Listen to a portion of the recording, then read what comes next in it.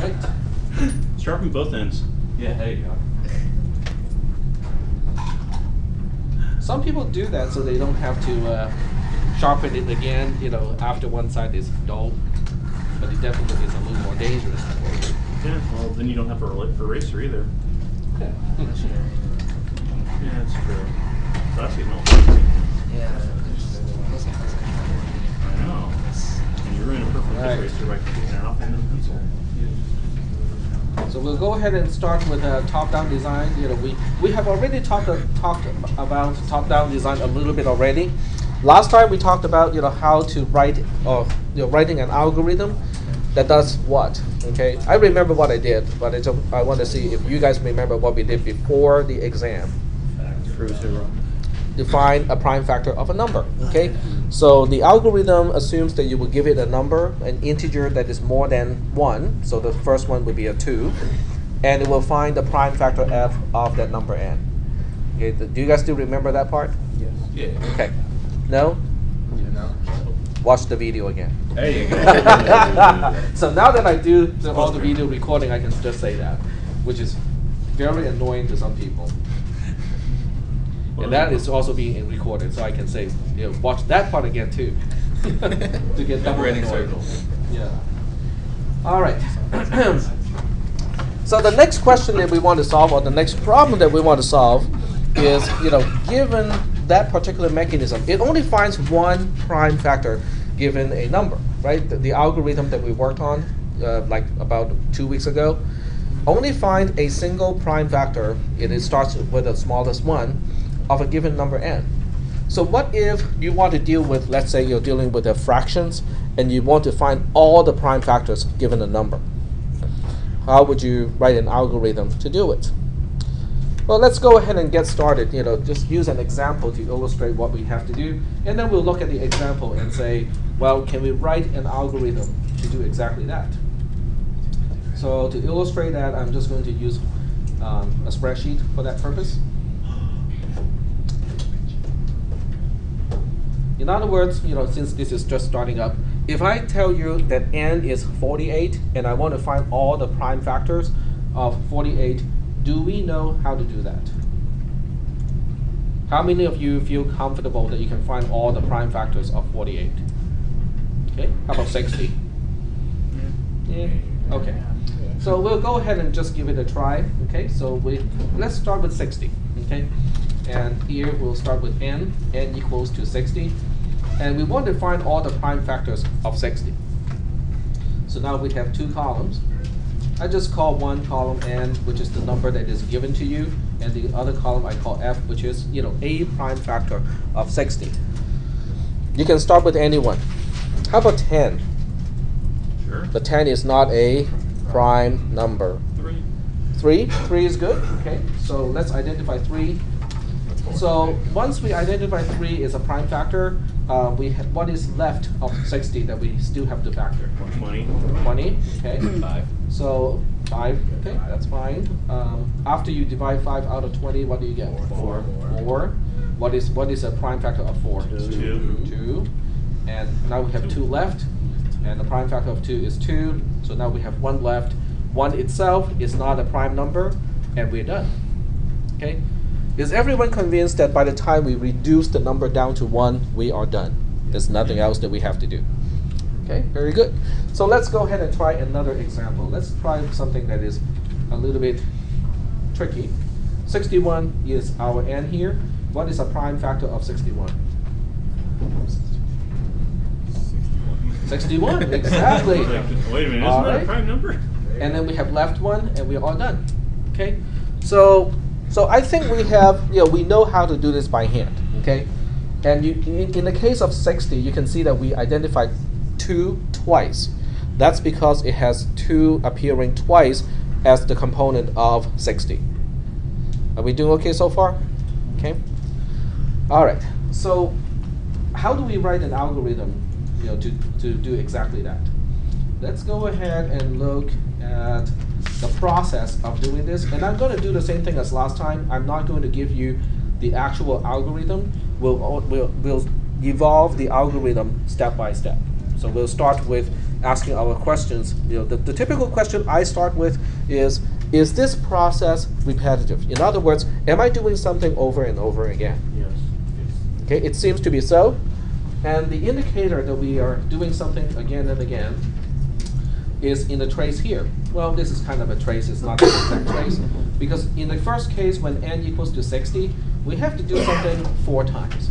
When n is 61, we only have to do it once, which means the number of times we have to do something seems to be variable. It is not a fixed number. Depending on what n is, maybe we have to do it a lot of times, or maybe we only have to do it once. Those are all good indications that we are dealing with a loop here. In other words, the loop concept is going to be the outermost concept of this algorithm, because we are doing something repeatedly. Okay, so that means we'll start with revision 1. Revision 1 is just saying that we have some kind of a loop, and as last time, I used loop and loop to indicate that we have some kind of repetition here. We don't know whether it is supposed to be a pre-checking loop or post-checking loop. In other words, I don't know whether I should check for the condition first, or whether I should do something and then check the condition to see whether I should exit the loop. That part I don't know yet. But I know that I should specify something, when can I get out of the loop? What do you think would be a good condition to get out of the loop? When you see 1. When n equals 1? Yeah. Okay. So when n equals 1 is a good time to get out of the loop, because 1 obviously has no prime factor. Okay. I call this my first revision. In other words, I don't even try to specify what I'm supposed to do in the loop. All right. So if that is the case, let me go back a little bit first. Okay. So I'm backtracking a little bit. In revision 1, I kind of have to explain what n is in this case. So we'll just say that n is a given number that we have to factor to its prime components. Okay. All right. Revision 2. Revision 2 is going to be based on revision 1. And what do you think we need to change in the loop? In order for the loop to exit at some point, which variable do you think has to be changed in the loop? N, right? Because if we don't change n in the loop, then n will remain not equal to 1 all the time, and then this loop becomes an infinite loop. So we know we have to change n using some way. How do we change n? Well, let's go back and look at the example here. This is my n here. You can see every time I go through the loop, it is changed, eventually became 1. What do we need to find in order to change n? The prime factor, right? We have to find the prime factor f first, and then we can change n using some sort of assignment statement. Okay. How does f and n relate? How do they relate to each other? Gets divided by f. Sorry? N gets divided by f. Eventually, yes. So long as f is a prime. But on the same row here, how does 3 relate to 60? It's 1 plus that. It's a prime factor, okay? Yeah. So what I'll do here is, this is the whole concept of top-down design. The whole concept of top-down design is I don't want to deal with unnecessary details. In other words, at this point, let me close this one. It's confusing. There we go. So what I'm going to do is I'm going to write a statement. Instead of explaining how to do something, I'm just going to explain what this statement is going to do. Okay, so here it goes. Find a prime factor f of n. I'm just using one general statement to describe what needs to be done, but I'm not explaining how it is done. I'm hiding the details, okay? So assuming this can be done somehow, and now that f is a prime factor of n, what do I need to do to n? You divide it by something. Okay, we need n to be n divided by f. Okay, so maybe before we do something like this, or even after, we can say print f. Okay, just print f as a prime number.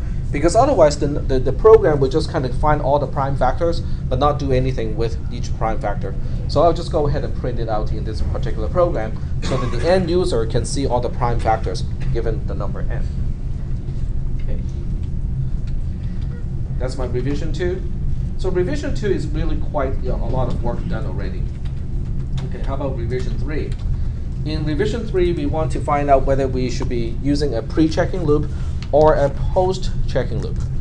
If I tell you that the n that I'm given is always greater than 1 and it's always an integer, which one would be better, a pre-checking loop or a post-checking loop?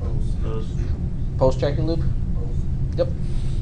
So to turn this into a post-checking loop is pretty easy because it is already kind of expressed in a post-checking loop method, because this I only have to replace that with a repeat, and the condition that we specify is already an exit condition, so we just have to replace the first part with until, and then we're all done.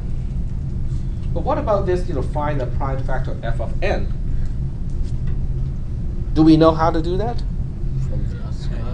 From the previous class, we talked about how to do this part, how to find a prime factor f of n.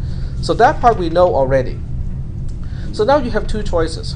You can leave this statement the way it is, and then later on you specify a second algorithm, and you say, okay, this is the algorithm to find a prime factor f of n, and here it is. That's one choice. The second choice is to copy and paste that algorithm in place so that this one line expands to, I guess, about 7 or 8 lines that we did in the previous class.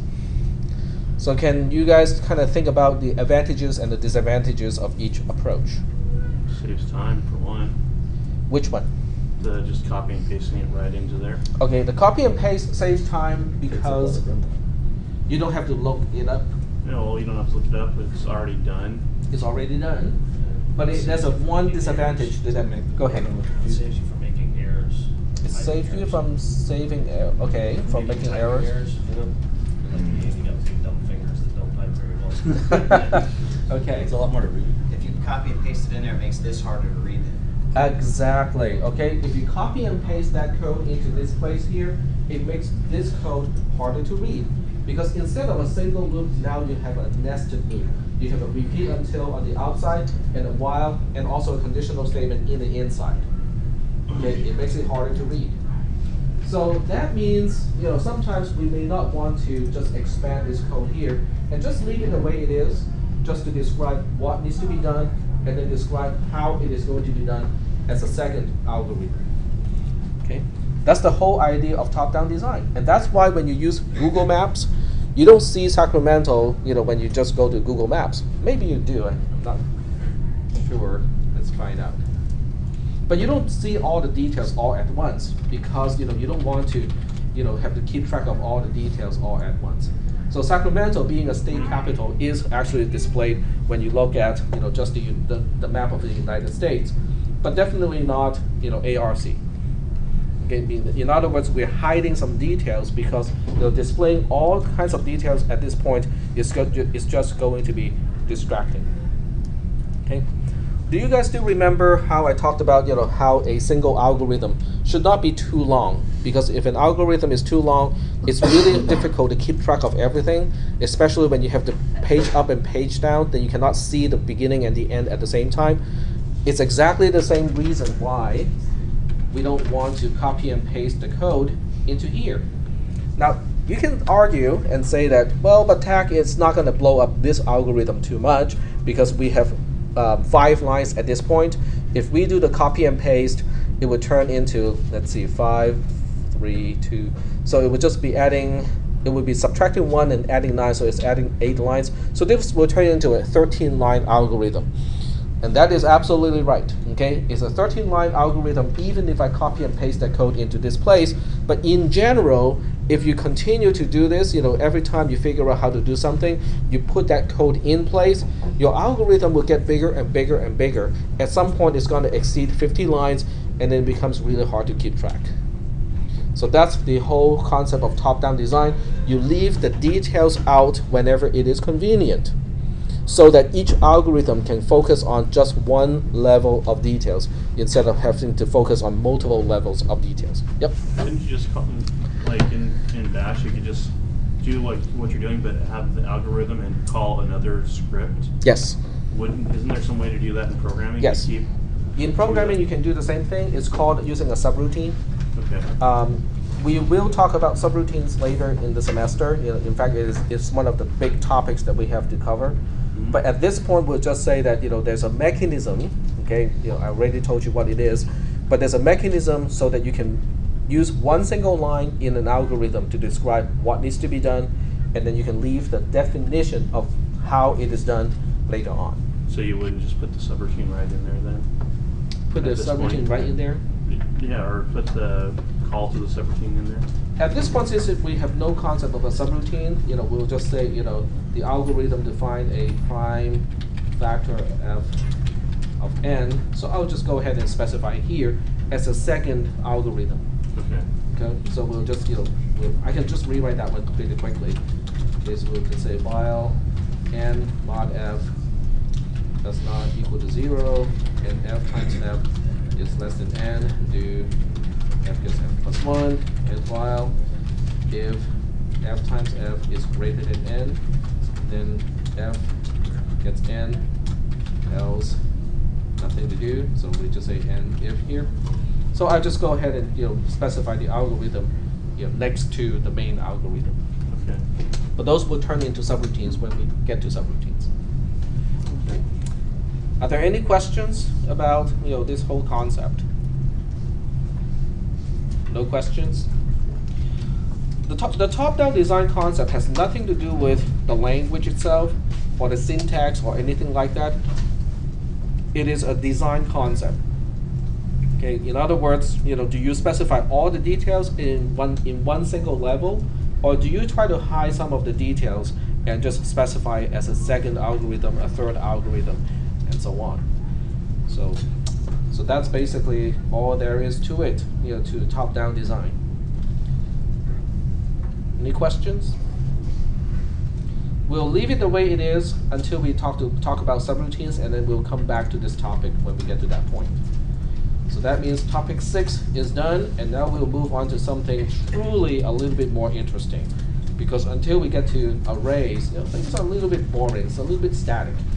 But once we get to arrays, things get a little bit more interesting. Okay, so let's talk about arrays. And the way I usually present arrays is I will give you an example first to illustrate why arrays are even useful. Okay? Let me just test and see if you still remember this algorithm. If x is greater than y, then z gets x, else z gets y, and if. So just looking at this algorithm, do you still remember what it was and what it is useful for? It's finding the highest of the two numbers. It finds the maximum of two numbers.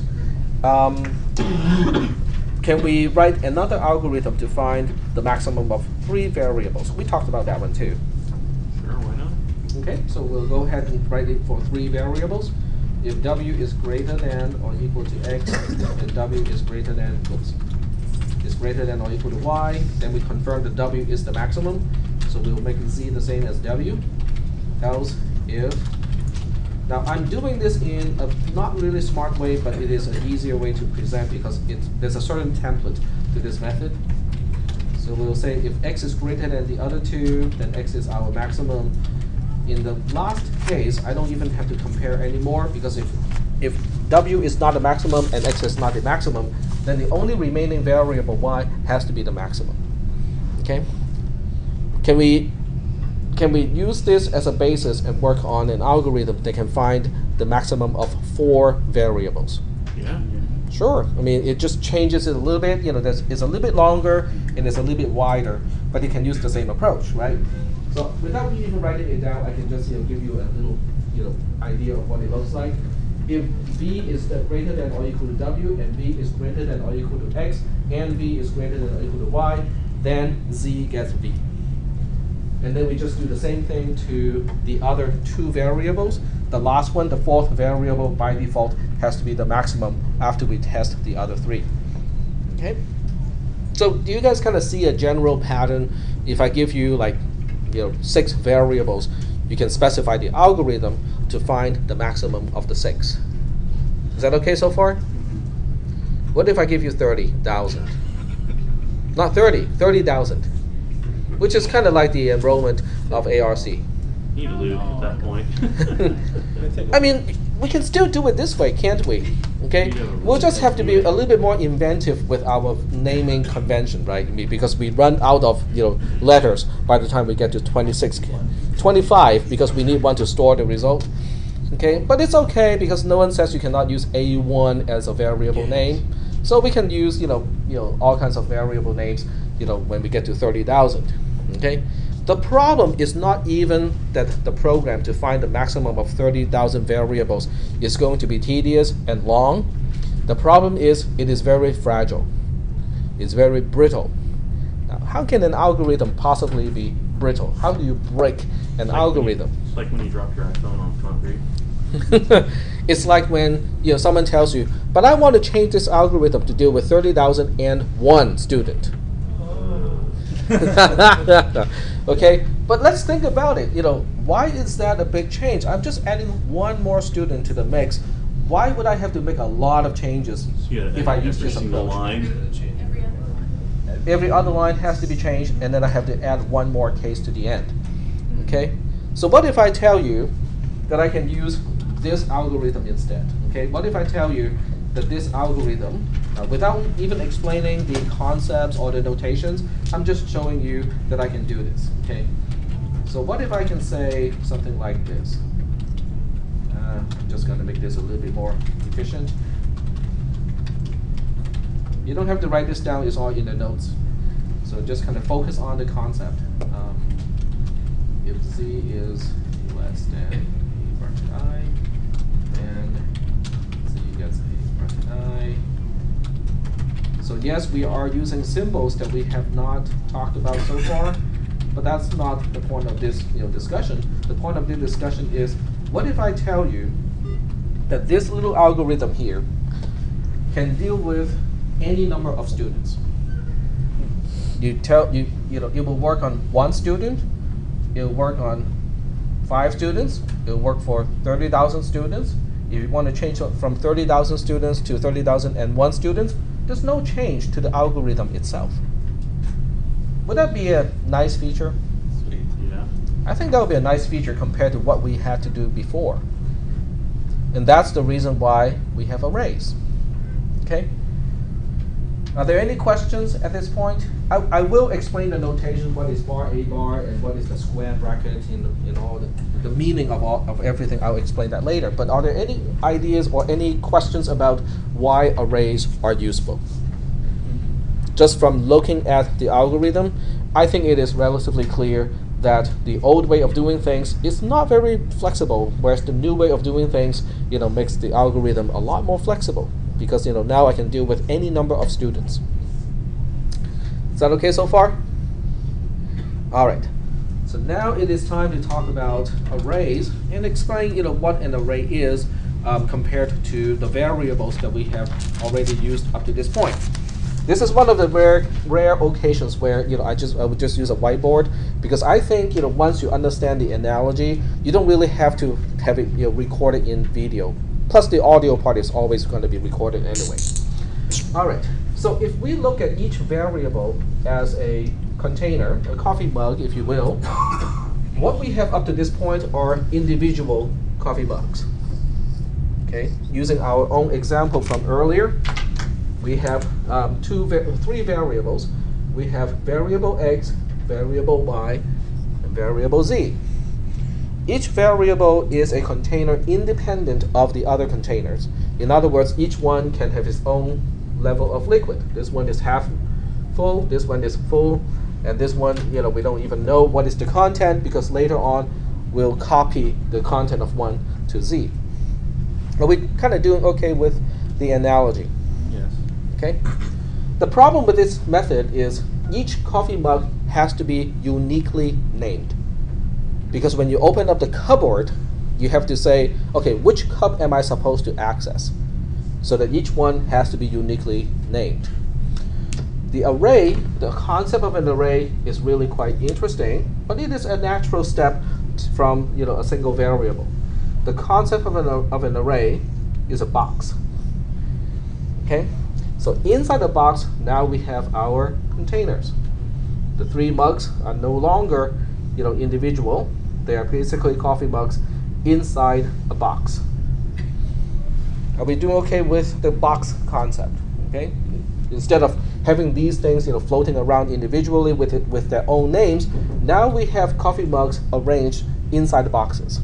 The box itself has a name. So in this case, I will call this box A. But the interesting part is the coffee mugs inside the box don't have names anymore. They don't have names like X, Y, or Z. Instead, they still have to be identified, because when I say, oh, I want to get a coffee mug from box A, but which one do you want to access? We still need to identify each individual coffee mug, except this time I identify these as 0, 1, and 2. Are we doing okay so far? With the concept of an array. An array is a container. It can contain items. Now, the one thing that you have to understand is all the items must be very similar. Okay, they must have the same shape. Okay, they can have different content. The value of each one can be different, can be on their own, but they must be all coffee mugs or wine glasses or some other containers. They'll have to be the same, basically. They don't need to be they don't have to have the same liquid content, but they have to have the same shape and the same size. So it's all letters or all numbers, basically. Yeah, all booleans. They all have to be the same shape and the same size.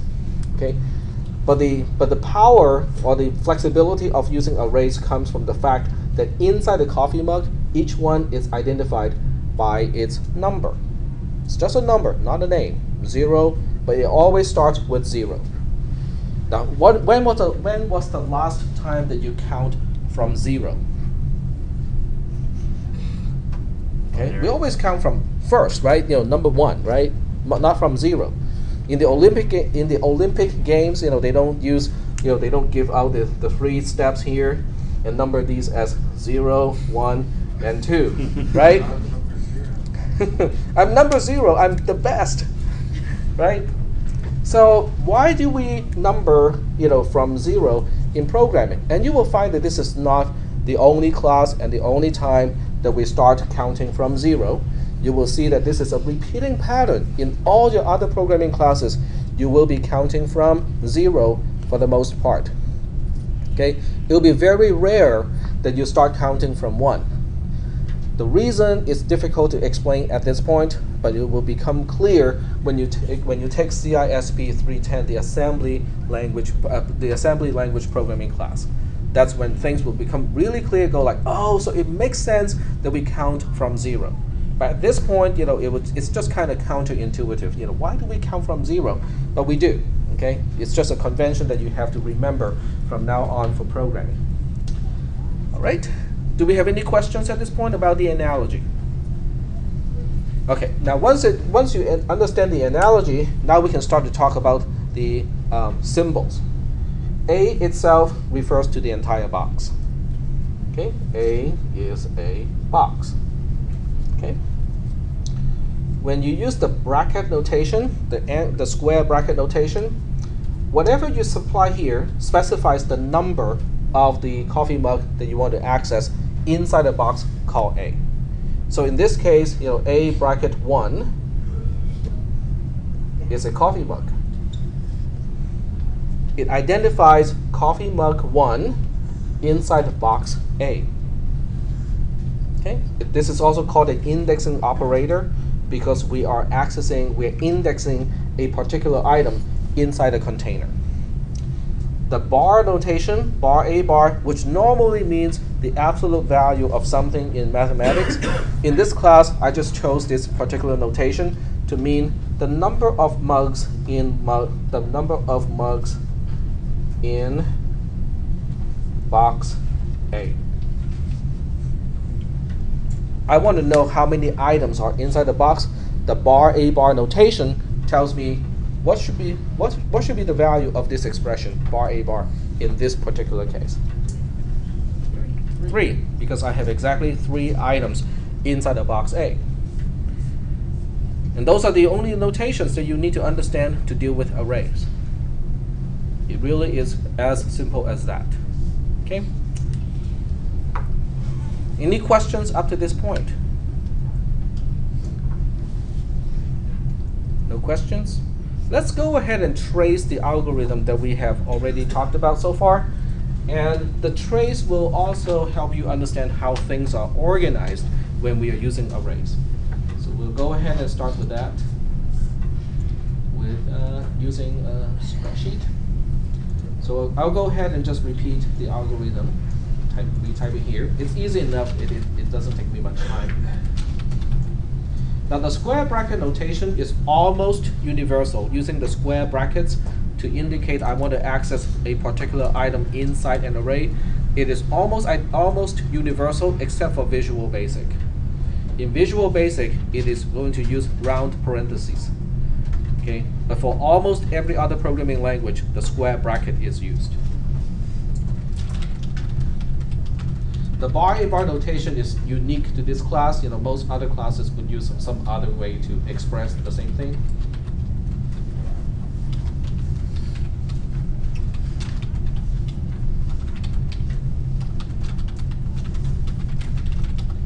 Okay. Fix the indentation. That. Line numbers.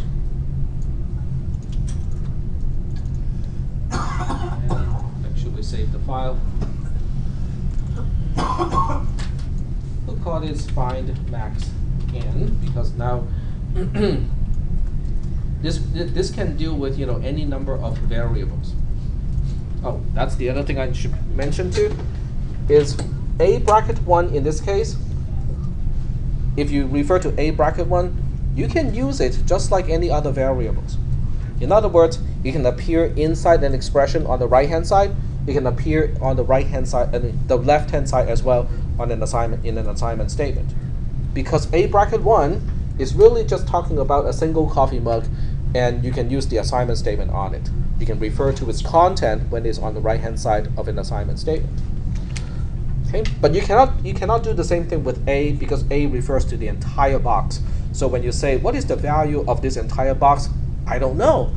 I mean, are you referring to adding up all the values, subtracting all the values, finding the maximum, finding the minimum, the average, or what? I mean, it's not clear.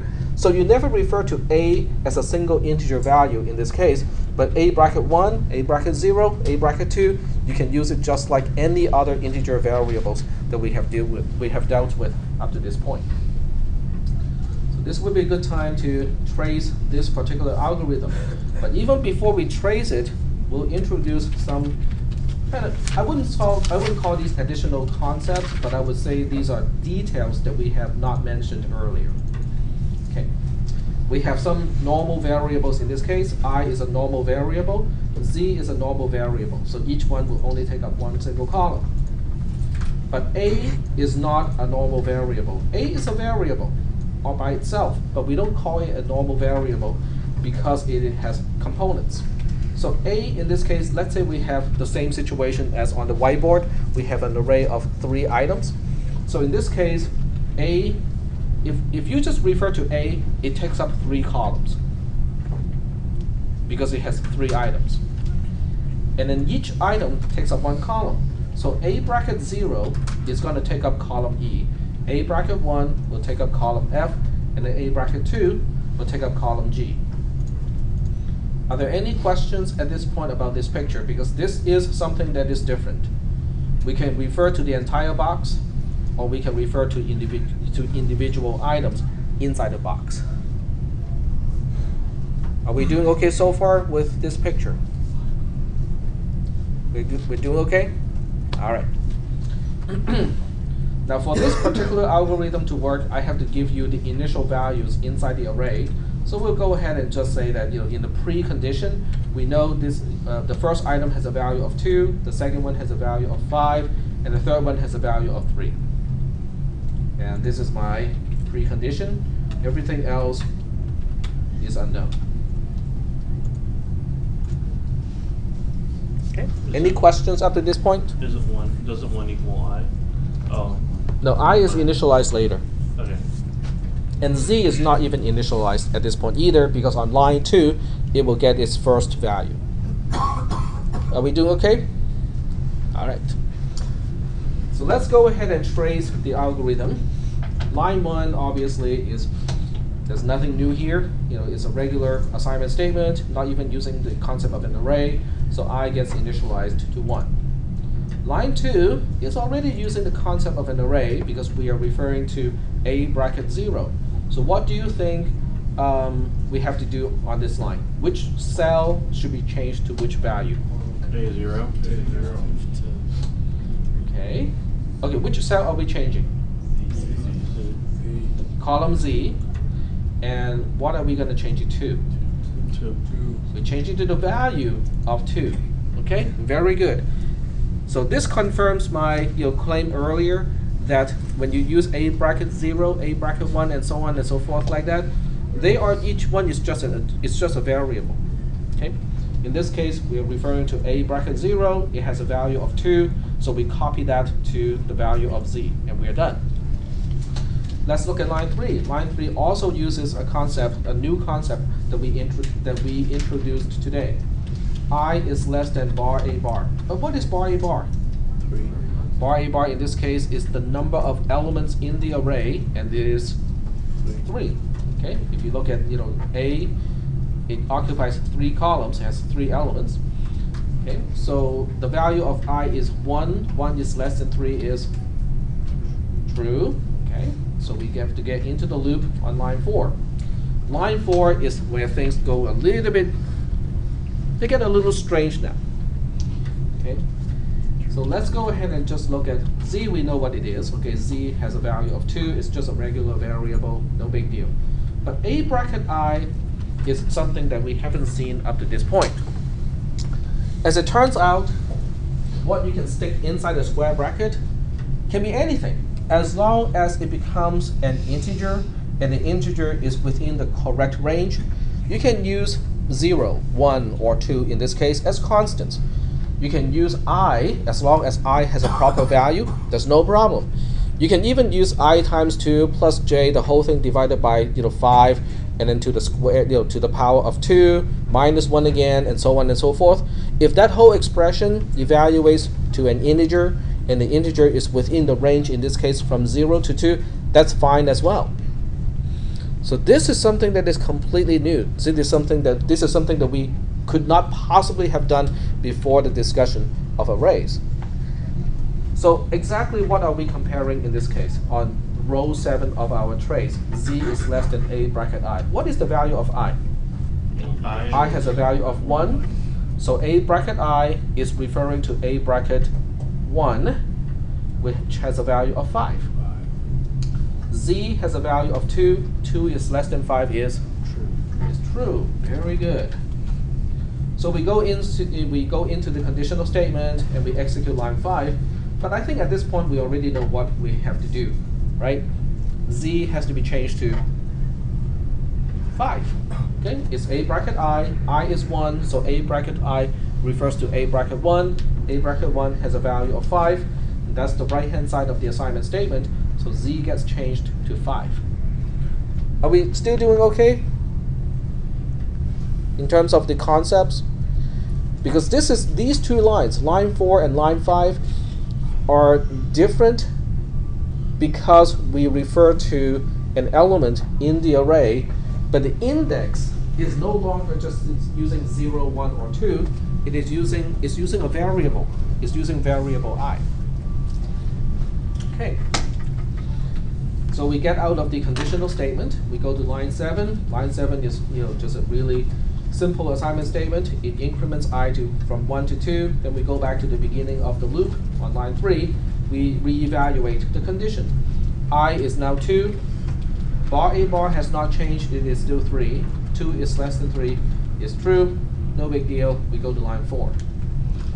This is interesting now. Well, we dealt with the line 4 before on row 7 of the trace, so we should be able to deal with it this time. I is less than bar a bar. Excuse me. Let me go to line 4 here and write it down. Z is less than A bracket I.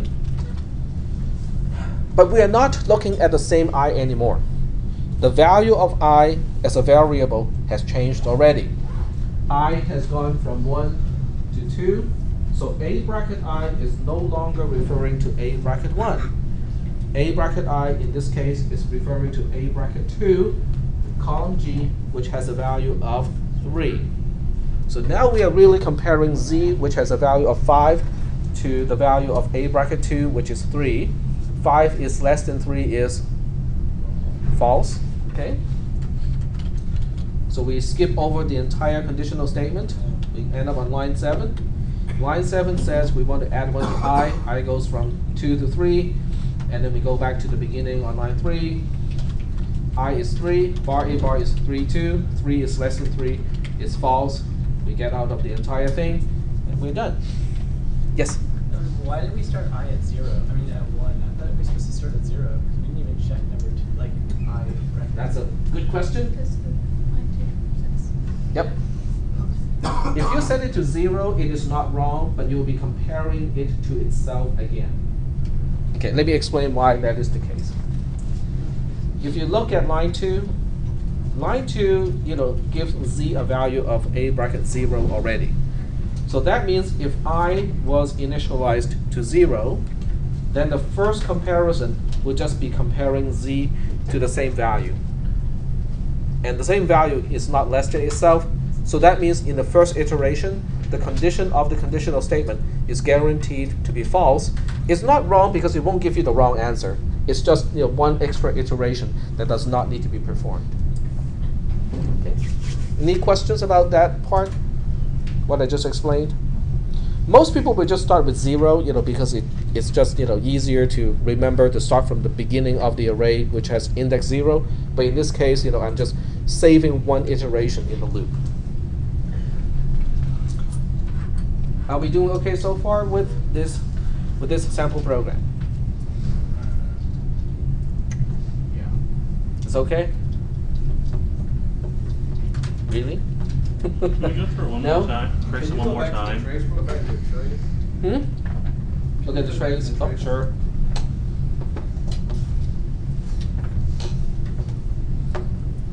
Okay, questions. Go ahead and ask questions. Which row do you have a question, and what is the question?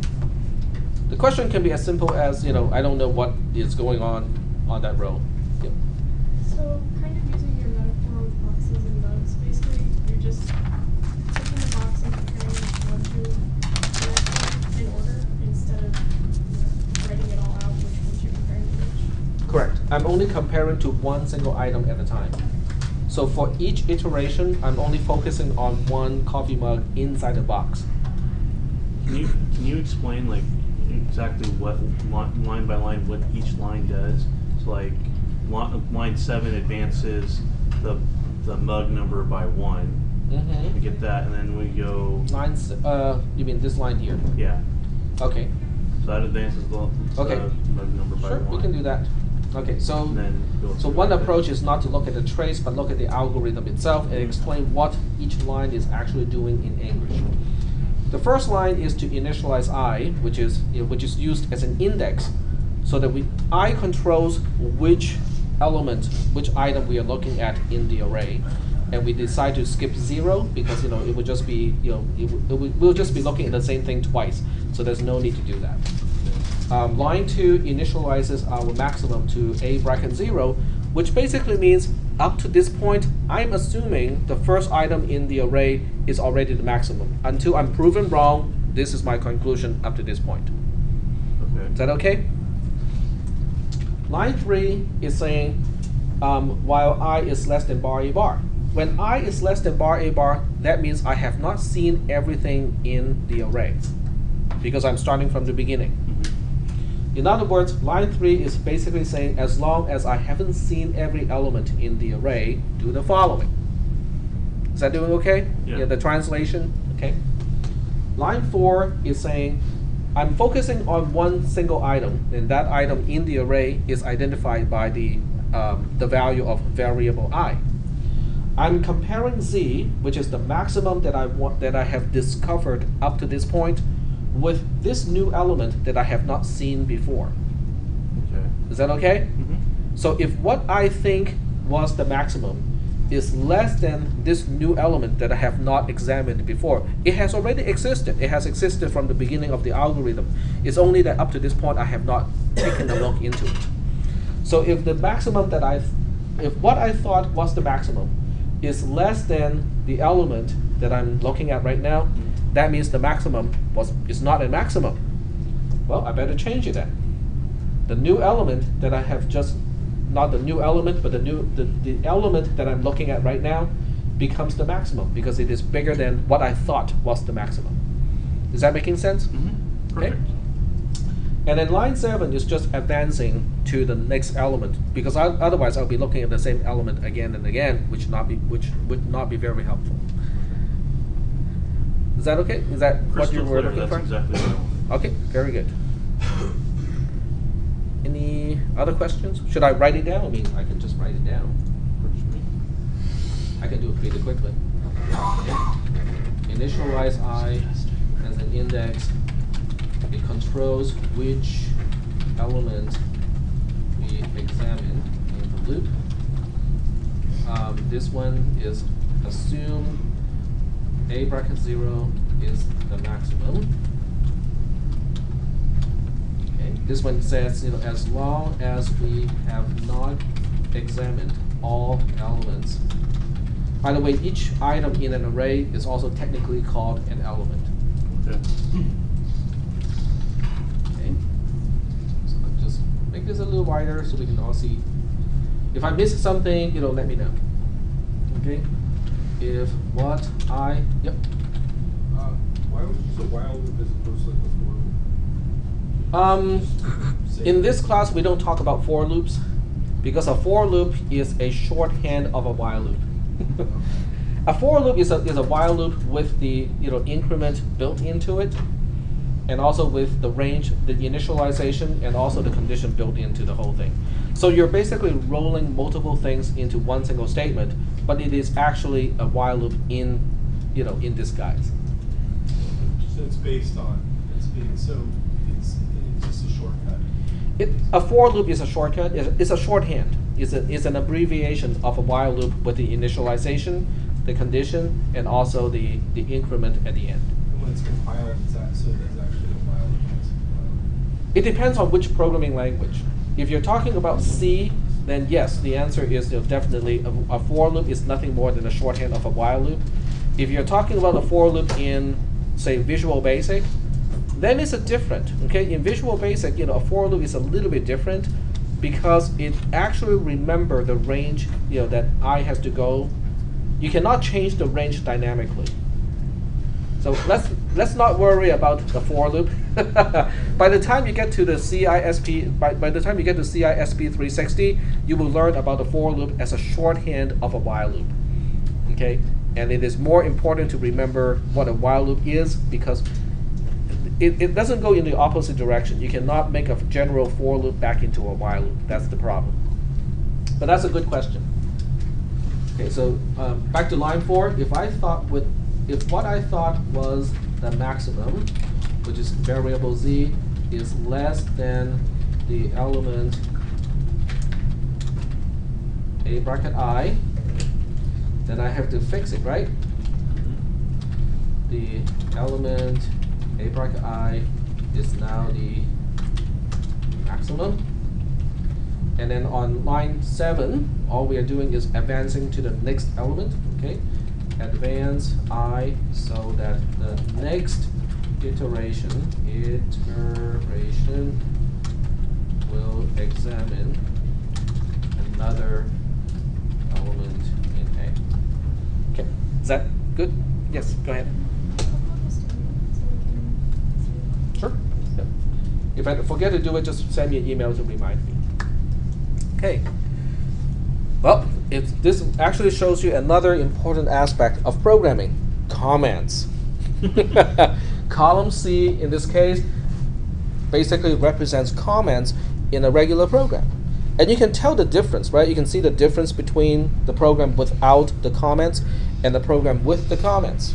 Yeah, this is much easier to understand. Well, it's easy to understand because I'm teaching the class and I'm just using it for annotation purposes. But surprisingly, if I don't comment my own programs, after 2 or 3 months, I would not be able to understand what I'm doing. It's not surprising at all. Not surprising at all. Some of you may be able to remember more than I do and keep track of everything, but so much happens in 2 months' time. Even in a programming project, your mind would have forgotten all the details of a particular algorithm because you have been working on something else. So by the time you get back to the algorithm that you knew that you have been working on 2 months ago, you would have forgotten certain details like, okay, but how does this work? What is that variable doing in this program? What exactly is the meaning of this conditional statement? You would have lost track of that stuff. And having comments like this, it only takes me how long to type it, along with actually verbally explaining it. A few minutes, right?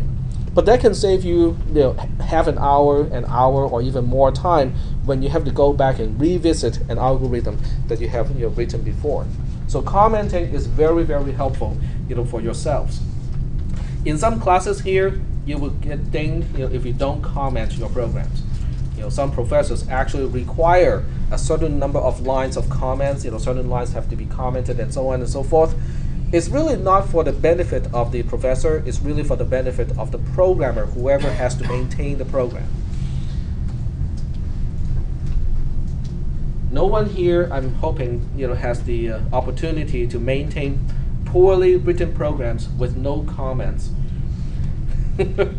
I have, so I know the importance of commenting. All right. So are we doing okay with find max n? There were some other questions before. Did I answer those questions? Okay. All right. Yep. Go ahead. Is it fair to compare an array to a series? It is a series. In math, it is the same as a vector or a series. You can look at it from either way. Basically, each item has a number associated with it to identify itself. And so programming, they just use brackets instead of subscript because it didn't have Correct. to use subscript. Correct. Yep. So for those of you who have taken linear algebra, you can basically equate an array to a vector. All right. So this is all done. Well, since we have talked about the concept of a vector, let's use that as our next example. Now you don't have to know what is a vector. I'm just going to use it to inspire the next example. All right, so we'll go ahead and do something like this. We'll have this time I initialize I to 0, while I is less than bar a bar. Do the following. I'll just say a bracket I gets a bracket I plus b bracket I gets I plus 1, and while. So this time we're dealing with 2 arrays instead of 1, because we have array A and array B. That's my algorithm. And we'll go ahead and give it a trace, a test case. Comments, my number. We have array A and array B. Oops. Array A has 3 elements. Mark M. That. I'm just gonna shrink it so that we can display all 2 arrays at the same time. Okay. This is a bracket 0. So from now on, I'm just going to be a little bit lazy and use just the square brackets to indicate this is element 0 and element 1, element 2 of the array. Is that okay? Does everybody understand this notation? I'm just saving the redundancy of saying a bracket 0, a bracket 1 because they're all under a anyway. Okay, so we'll go ahead and give these some sort of random values. Okay, there we go. And this is my precondition. We need one more column for a, excuse me, for I, and I starts with an unknown value. Okay, so this is my precondition. And on line 1, obviously that's pretty easy. I gets initialized to 0. And line 2 is going to evaluate the condition. I is less than bar A bar. What is bar A bar in this case? Bar A bar is 3 because we have 3 elements in array A. And 0, I is 0. 0 is less than 3 is true. We go to line 3. What is line 3 doing? It's adding First element plus B. Yep. Yeah, exactly. It's adding A bracket 0 because I is 0. Now that's the important part is I has a value of 0. 5 and a 3. Yep, so we're adding the 5 from column D and the 3 from column G. And then what do we do with the sum? We put it back into column D. A bracket I is A bracket 0 because I has a value of 0. So D is the column that gets changed to 8. Very good. So we go to line 4, we increment I from 0 to 1. We go back to line 2, the condition is still true. We go back to line 3, this time what do we do? I now has a value of 1. So now you add So all we the are ones. adding A bracket 1, which is column E, to A bracket H, column H, which has a value of 4. 1 plus 4 is 5. What do we do with 5? Put it in Put it back into A bracket 1, and which is which column? E. Column E. So now that gets updated to E, to 5. Are we doing okay so far? Yeah. So you can see how each element in an array is really just a normal variable for the most part. You can use it on the left-hand side, you can use it on the right-hand side, you can use it in an assignment statement. It's really no different from using X, Y, or Z. Okay. Then you go to line 4. Line 4 adds 1 to I again. We go back to line 2. The condition is true for the last time. We go back to line 3. This time what do we do on line 3? Same thing we've done every time. Okay, except for this time we're not dealing with column E anymore. We're dealing with column F and column I. Column F is A bracket 2, which has a value of 9. Column I is B bracket 2, which has a value of 1. 9 plus 1 is 10. What do we do with 10? We copy it back into column F, which is A bracket I, because I has a value of 2. So now this column F, is updated to 10. We go to line 4, add 1 to I, go back to line 2. The condition is now false. And then we get out of the loop, and we are done. So those of you who have taken linear algebra, this is how you add two vectors. You just add each element to its matching element on the other side. Any questions about this? Pretty self-explanatory. All right, so let's try something that is even more interesting. Okay, so well, arrays are very useful. You know, they can be useful for a lot of different things. So we'll call this one vector sum. Okay, just to give it a proper name. Right. So here's another one. For this one, I'm going to work on the trace first, the precondition of the trace, and then we'll go back to the algorithm itself to try to figure out what the algorithm is actually doing. So in the trace, this one won't have any comments. I'll just have a line number here. Then we have array A, and we'll have 4 elements in this case. Okay, bracket 0, bracket 1, bracket 2, bracket 3. We'll make this one like 3, 2, 6, 1, 0, and 1, and this one to 0. Okay. These are all carefully chosen values so that we can do the following. And we'll just have a new variable, let's say, x. Doesn't matter. That part is not important. And now we go back to the algorithm and specify the algorithm. So let me move this one along here so we can see as much as we can, because the statement is going to be a little bit long. Okay, this is the only statement of this entire algorithm. Just give me a number. 1. 1. Okay. So now we have to close 1, 2, 3, 4, 5. Is that 6? I think we can. Yeah. Okay, there we go. All right. What? I mean, you know, is that even possible? I mean, Yes. Yeah, it's definitely possible. Okay, because the whole. But where do we start? I mean, there are so many square brackets here. Where do we start? A bracket Inside one, the innermost.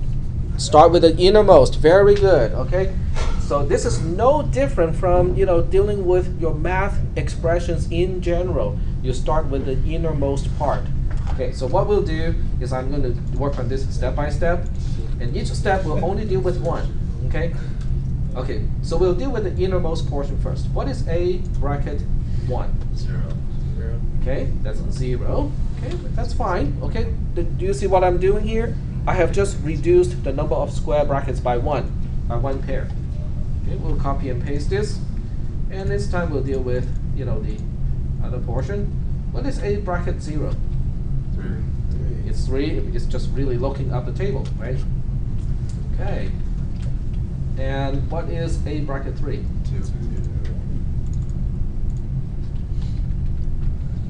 And then what is A bracket 2? 1. Back to 1, right?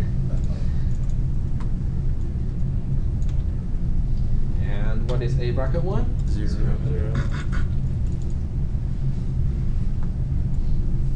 It takes more time for me to position the mouse so that I can select the right portion than the actual, calculation. Okay, what is A bracket 0? 3. 3. We're done. Yep. So what was the values of A, or A sub 0, 1, 2, 3, whatever, was greater than, like, what if A sub 1 was 4? Very good question. The question is, what if the number inside the square bracket is out of range? That's what you're asking, okay? Very good. So in the next program, okay, let me save this one first. So, quick question. Yeah, go ahead. Before, would X get the value of all those numbers added up, or would No. it just go through? You just get 3 in the end. Okay. I'm just showing you, the steps to reduce all the square brackets, to a single solid value. Okay. But though all those steps are going to be performed as one single big step when you execute line 1. Okay. Is that like running a giant derivation? Yeah, it's just running a big giant derivation. So we'll call this one nested indexing. Okay. All right, let's try something different. Let's try something that seems to be pretty boring, but it gets exciting sometimes. Okay, so here we go. I get 0. Now you will start to see this pattern over and over again. We have some kind of variable to control which element we're looking at. I typically use I, for index, and we'll have a loop set up, and at least we have a component like, while I is less than bar A bar. That may not or may not be the only component inside the condition, but it will be a major component. In other words, we are saying as long as we have not dealt with all elements in A, do the following. Okay. Inside the array, inside the loop, you will also see I gets I plus 1 at the very end, because we want to say move to the next element for the next iteration. The only part that will change all the time will be what goes in between the while line and the increment of I. You will see this kind of like a template from now on, because we'll have a lot of algorithms that have exactly the same kind of template. Initialize I to 0 while I is less than bar A bar. In the algorithm, we have increment I at the end, and that's it. The only thing that gets changed is our row 3 at this point, because that's basically saying, what are we doing with A bracket I? Well, maybe we are testing something, maybe we're changing it, and so on and so forth. Okay? All right, so in this case, I'll do something that's relatively simple. We'll just say A bracket I gets, I. Okay, that's really simple. But I'm going to make a mistake here, because a lot of times people think about it and go like, well, should it be less than or equal to? It's close enough, we'll try this one. Okay? This is where things really go south. Okay? When people think less than and less than or equal to are close enough, we'll just use one instead of the other one. That's the kind of mentality that can get us into big trouble. we'll see what kind of trouble we can get into in this particular case. Okay. So now we'll go to sheet 2 for our trace. Okay, and we don't need a big array in this case. It will just be kind of boring to look at the big array. So you'll stick with a smaller array this time. So I gets initialized to, it starts with an unknown, and then A only has 2 elements. Okay, so element 0, element 1.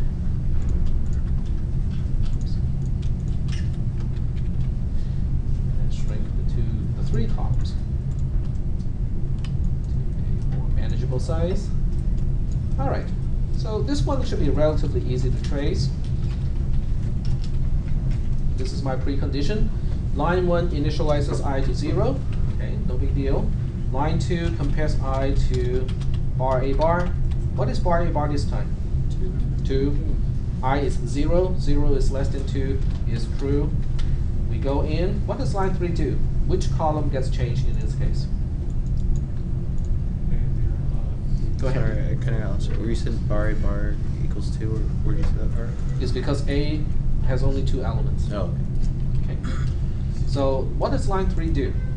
I has a value of 0, so A bracket I is A bracket 0. A bracket 0 gets 0 because I is 0. So column D gets changed to 0. Are we doing okay so far with this? Mm-hmm. Okay. We go to line 4, we add 1 to I go from 0 to 1. We go back to line 2. I is less than or equal to bar A bar is true again. We go to line 3. This time I equals to 1. So A bracket 1 gets a value of 1 because I equals 1. Okay, no big deal. You know, we know how to deal with that. 4 gets, on line 4, I gets incremented to 2. On line 2, we reevaluate this condition. It is true again. This is where things, will start to get kind of interesting because we will get to line 3. Line 3 is saying we want to store 2, the value 2, into A bracket 2. Where is A bracket 2? It doesn't exist. It's a trick question. It's a trick question because the answer depends on the programming language.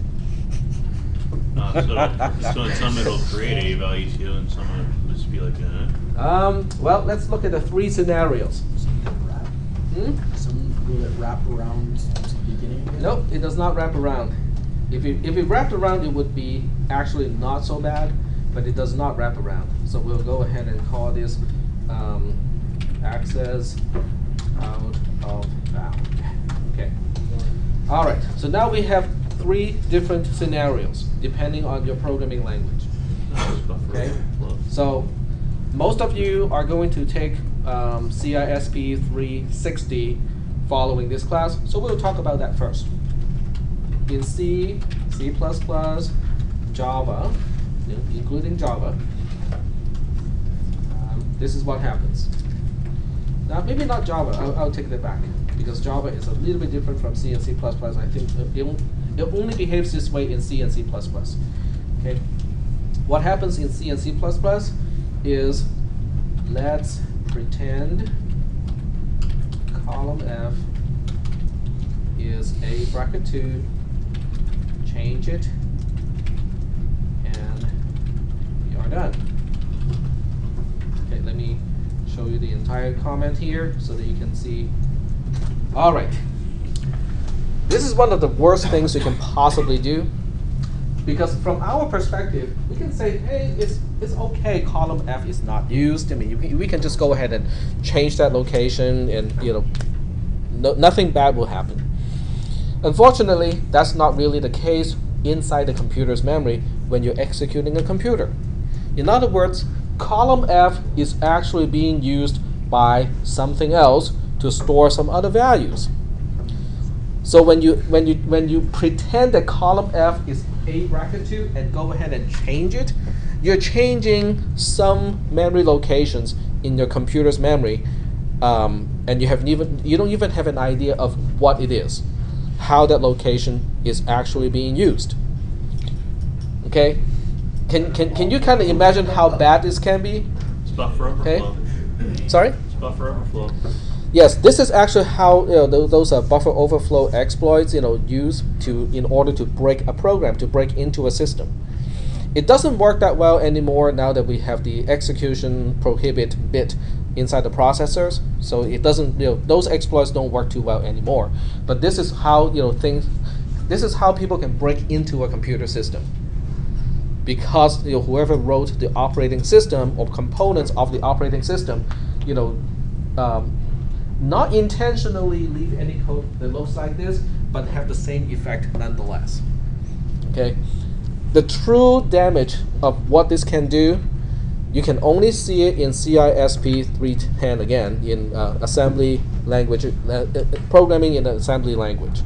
Because in your C and C++ class, yes, you can do something like this, and your program will act really wonky, bad, crazy, makes no sense whatsoever. Okay, but you would not be able to explain why it behaves the way it does. It's just that you're modifying something that you're not supposed to, but you would have no idea why it is important. Not in cisp360 or 400, but by the time you get to cisp310, you would then understand, oh, so that's why this kind of thing is so bad. Okay, so that's one thing. It's the absolute worst of the three, and that's what you have to deal with in the next class, in cisp360. But there are other programming languages too. In Visual Basic, which is the best option of all three, okay, the program stops and pops up a message. Usually the message said, array access out of bound on line number blah blah blah, which is really the best solution because the tool is telling you, hey, we have a problem here. You're not supposed to access a bracket 2 because a bracket 2 does not exist. It stops right there. It tells you what the line number is, so you can debug your program. Yep. The message actually says out of range. It says out of range. Okay. I've seen it a couple times. But that saves your, that saves your program. That can save your career. Out of what? Range. Out of range. Okay, thank you. Okay, but this is the best possible way because the problem, is the symptom happens right away. When it happens, whereas in C and C++, it is silent. Okay, it's just quote unquote poisoning your program. Okay. And who knows when that poison will take effect? It can be really soon, like a few statements afterwards, things start to go bad, really bad. It can be a lot longer. It can be a lot later. If you're running a server type of program where the program itself does not shut down, it is entirely possible. In the case of a C and C++ program, the problem happens a few days ago. Okay. In other words, you're accessing an array out of bound a few days ago, and the symptom will show up a few days later. Then you have no idea why the program is doing some really weird stuff because it happened a few days ago. The cause was a few days ago. Okay. Now in Perl, and I think in PHP as well, this is also interesting because the program would say, this is an interpreted language. So the interpreter would say, let's make a bracket 2 exist. Okay, thereby increasing the size of array A to 3. Then perform the operation. Now that is interesting in a way because in this particular program, as a Perl program, it becomes an infinite loop. Because every iteration after starting with the third iteration, it will try to access an element that does not exist. The interpreter says, well, if you want to access that element, that's fine. I'll make it. Okay, I'll make the array big enough so that the element exists. So now your array is one bigger. It will initialize it, and then you go through the next iteration. Remember, we add 1 to I at the end of the algorithm. So in the next iteration, it will say, oh, you're accessing an element out of bound again. So I'll make the array one bigger again, and it becomes an infinite loop until you run out of memory. Because you'll be allocating more and more columns until there's no more column to allocate, and then your program will just stop, and your whole system will stop and say, okay, we are out of memory. So those are the three possible responses that I know of. Okay, maybe some other weird programming languages would do something other than the three cases that I cover here. Unfortunately, you have to deal with the first case in cisp360, which is actually which is the nastiest. The second case is the best in Visual Basic. It just stops the program right away, tells you which line is the line that is offending, and you have the best chance of finding what is wrong with the program and fix it right away. In the third case, it's stuck in an infinite loop. It is still better than the second one because you can probably notice that your program is not going any further after that certain point, and it's chewing up memory, and it's detectable. You know what is going wrong with the program, and you say, well, when you stop the program, you can actually tell your debugger and say, tell me what is the size of array A. You know it's supposed to be 2, right? And then at the time, the debugger will tell you, oh, your array has 20,512 elements. You go like, what? Oh, okay. Tag told me something about Perl will make the element exist if it does not exist yet. So you have a good chance of fixing that problem too. But in cisp360, you have the least tool and the least probability to fix the problem because it's silent. So in 360, will we learn how to fix it then? No, unfortunately, well, in 360, your professor will teach you, use the correct comparison, and which is what we'll do in this class too, is to use the correct comparison so that you stop at the right time. Okay, but if you do put in the code instead of using a less than, and you use less than or equal to, then the program will just do something wrong, but it will do it silently. Okay, and the fix is, even the symptom cannot be described in cisp360 because it depends on what it is trashing. Sometimes it trashes another variable, so a variable that you have already initialized earlier to some value will now be something else. That's actually not bad. You can trash your program, in a certain way so that the behavior of your program cannot be explained. It's not possible. But until you get to the assembly language programming class, then you will start to understand, oh, okay, so now I understand why my C program behaved in a very weird way. It's because of memory corruption like that. Okay. All right. So we are running out of time. I will see you guys on Thursday. If you have not added to the class, today, is a good day to add. I'm not even sure whether they will still take the petition today. So, just follow me to the office and